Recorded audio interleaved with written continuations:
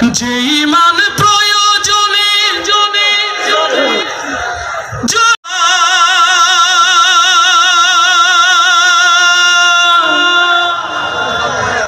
যে ঈমান সত্য ন্যায়ের কথা বলে না,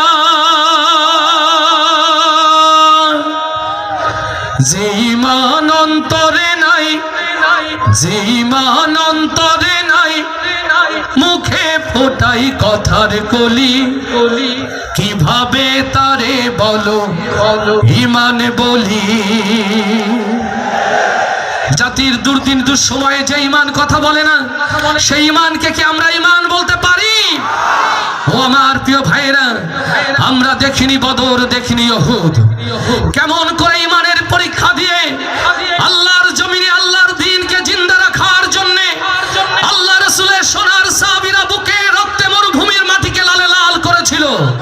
কিন্তু হাজার বছর পর ৬৮,০০০ বর্গ মাইলের এই বাংলার সবুজ জমিনে দাঁড়িয়ে নতুন করে সিদ্ধান্ত নিতে হবে, এই জমিনে দ্বীন ইসলামের আবাদের জন্য, এই জমিনে কোরআনের সালতানাত প্রতিষ্ঠার জন্য যদি আবার একটি জঙ্গে বদর, আবার একটি জঙ্গে উহুদের ডাক এসে যায়, ও দক্ষিণ বাংলার মানুষ, প্রয়োজনে মাথায় কাফনের কাপড় বেঁধে হলেও এই জমিনের আলেমদের ডাকে রাজপথে নামার জন্য প্রস্তুত আছেন কারা কারা? সেই হাতগুলো দেখতে চাই।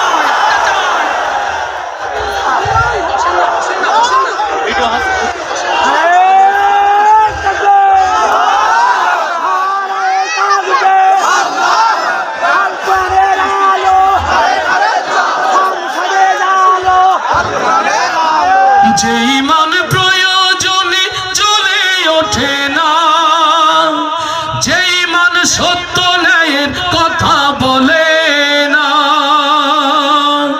যে ঈমান অন্তরে নাই, যে ঈমান অন্তরে নাই, মুখে ফোটাই কথার কলি, কিভাবে তারে বলো ঈমান বলি, কিভাবে তারে বলো ঈমান বলি, কিভাবে তারে বলো ঈমান বলি।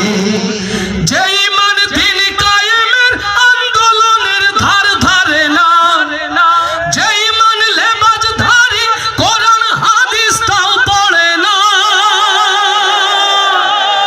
যে ঈমান খাজার নামে মাজার করে ফুলুস কামাই, যে ঈমান শিরকিয়াতের আমল করে ভীত না হয়,